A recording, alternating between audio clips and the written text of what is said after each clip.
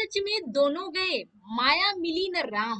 भारत के खिलाफ पाकिस्तान और चीन की एक और कोशिश हो गई है फेल। वहीं क्या, अब लड़ाई की मूड में चीन उतर गया है दक्षिण चीन सागर में अपनी बहुत बड़ी सेना के साथ। आखिर चीन ने अमेरिका के किस हिस्से को निशाना बनाने की करी है तैयारी। चीन ने अब रूस को भी दे दिया है बड़ा झटका, 45% जमीन पर अपना दावा ठोका है। वहीं भारत और सऊदी अरब के लिए चीन की नई चाल बहुत ही घातक है।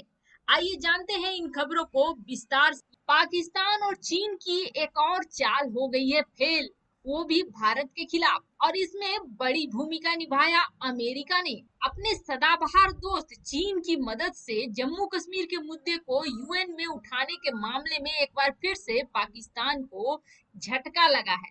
संयुक्त राष्ट्र सुरक्षा परिषद के सदस्यों ने बुधवार को जम्मू कश्मीर के मुद्दे पर अनौपचारिक सत्र में चर्चा की, और सूत्र यह कहते हैं कि इस बंद कमरे में हुई बैठक का कोई रिकॉर्ड नहीं रखा गया और न ही कोई बयान जारी किया। इससे पहले भी 2 बार पाकिस्तान कश्मीर के मुद्दे को उठाने की कोशिश करता है, लेकिन हर बार इस पर अनौपचारिक बातचीत ही होती है और बंद कमरे में होती है और इसका कोई बयानबाजी नहीं होती है। इसका साफ साफ मतलब यह हुआ कि इस मीटिंग का कोई फायदा नहीं है। पाकिस्तान कश्मीर पर अपने मंसूबों में पूरी तरीके से फेल हो रहा है।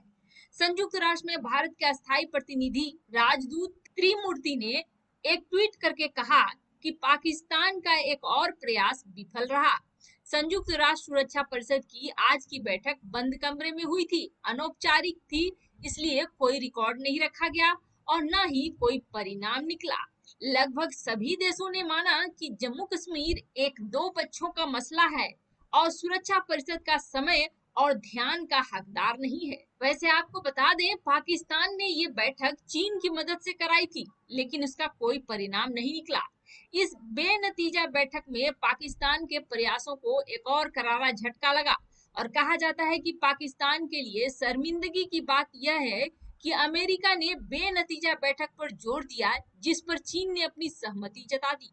यही नहीं, सुरक्षा परिषद के अन्य सदस्य देशों ने भी माना कि कश्मीर एक दो पक्षों का मामला है, इसका समाधान भारत और पाकिस्तान आपस में बात करके ही कर सकते हैं।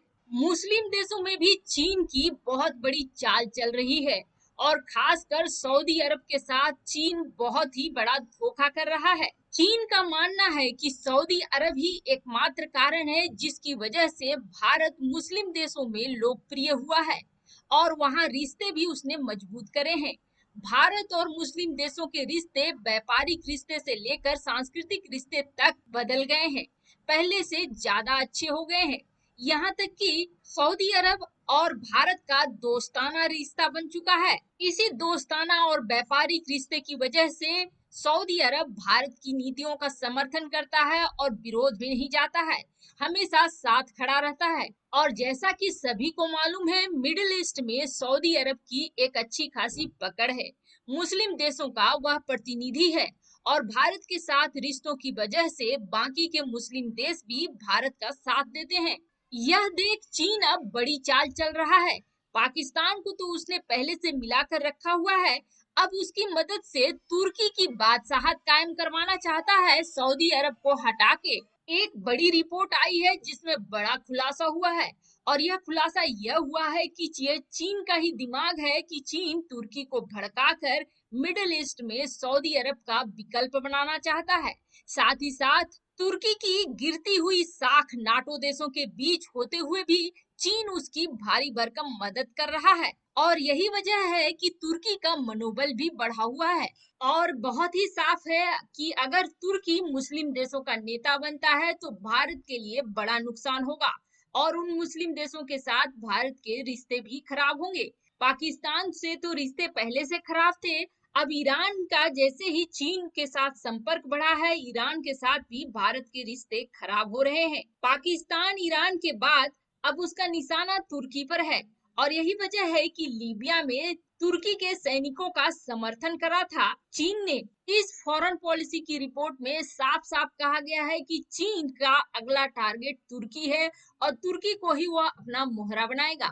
फॉरेंसिक रिपोर्ट यह भी कहती है कि चीन के अपने चालों में कामयाब होने से रोकने के लिए अमेरिका, यूरोप के देशों और भारत के साथ साथ सऊदी अरब को भी कुछ सोचना चाहिए और अपनी रणनीति बदलनी चाहिए। और अब चीन की बात करें तो चीन किसी को नहीं छोड़ रहा है।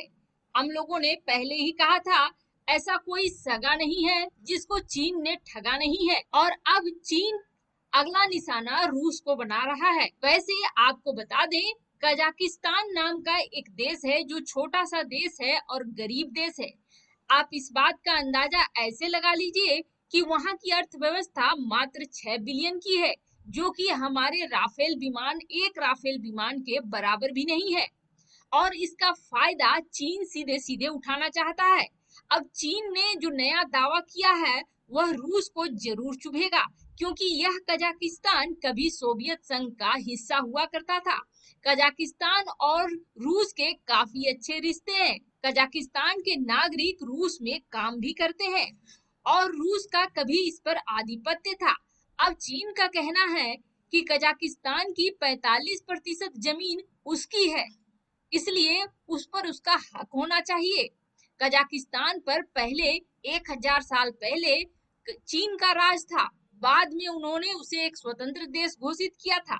लेकिन सच्चाई यह है कि कजाकिस्तान सोवियत संघ का हिस्सा रहा है। और आपको बता दें, ये दावा चीन ऐसे नहीं कर रहा है, क्योंकि वहाँ एल्युमिनियम की कई बड़ी खानें हैं और यही उसकी लालच की वजह है, जिसकी वजह से अब वह कजाकिस्तान पर भी अपना हक जमा रहा है। चीन अगर इसी रफ्तार में चलता रहा तो एक दिन पूरी दुनिया उसकी गुलाम बन जाएगी, क्योंकि कजाकिस्तान ने भी काफी भारी मात्रा में कर्ज ले रखा है चीन से। और अब जो खबर आ रही है वह अमेरिका और उसके सहयोगी देशों के लिए बहुत ही बड़ी है। ऐसा माना जा रहा है कि चीन ने सुखोई और F-6 बम वर्षक विमानों के साथ एक अभ्यास करा है और इसमें उसका खास निशाना दक्षिण चीन सागर में तैनात अमेरिकी युद्धपोतों को बनाने का था। इससे पहले ताइवान के आसपास उड़ान भर रहे एक अमेरिकी जासूसी प्लेन को चीन ने धमकाया भी। इसके बाद नाराज होकर अमेरिका ने इस इलाके में अपनी स्ट्रेटेजिक बॉम्बर एयरक्राफ्ट की गश्ती बढ़ा दी है और अमेरिका ने प्रशांत महासागर के गुआम नेवल बेस पर तैनात B-1 स्ट्रेटेजिक बॉम्बर्स को इस इलाके में गश्त करने के लिए भेज दिया था। इस विमान ने USS Ronald Reagan aircraft carrier के साथ मिलकर चीन के नजदीक फिलिपीन सागर और साउथ चाइना सी में गश्त लगाई थी और इस विमान के साथ अमेरिका के जंगी जहाजों का पूरा काफिला उड़ रहा था। माना जा रहा है कि चीन ने अमेरिका की जवाब में अब एक नया शक्ति प्रदर्शन करा है। अमेरिका के साथ चल रहे भारी तनाव के बीच चीन के फाइटर जेट ने एक बार फिर से दक्षिण चीन सागर में बम बरसाए हैं और ऐसा कहा जा रहा है कि चीन के रूस निर्मित सुखोई 30 और बम वर्षक विमानों H-6 का यह अभ्यास करीब 10 घंटे तक चला। इस अभ्यास के दौरान चीन के एयरफोर्स ने साउथ चाइना सी में अपनी युद्ध क्षमता को परखा। यह युद्धाभ्यास कितना बड़ा था, इसका अंदाजा आप इससे लगा सकते हैं कि चीन के 5 में से 3 कमांड ने इसमें हिस्सा लिया था। चीन की सरकारी रेडियो चाइना नेशनल रेडियो ने अपनी रिपोर्ट में कहा है कि दक्षिणी थिएटर कमांड ने 2 बमवर्षक विमानों को दिन और रात में जंग के अभ्यास के लिए एक अज्ञात जगह पे भेजा। पिछले महीने भी चीन के रक्षा मंत्रालय ने कहा था कि उसने दक्षिण चीन सागर में रात में लंबी दूरी तक बम बरसाने का अभ्यास किया है। इस दौरान कई डमी लक्ष्यों को बम गिराकर बर्बाद किया गया था। चीनी अखबार पीपल्स डेली की रिपोर्ट के मुताबिक चीन के लड़ाकू विमानों ने रूबी रीफ के पास भी अभ्यास करा।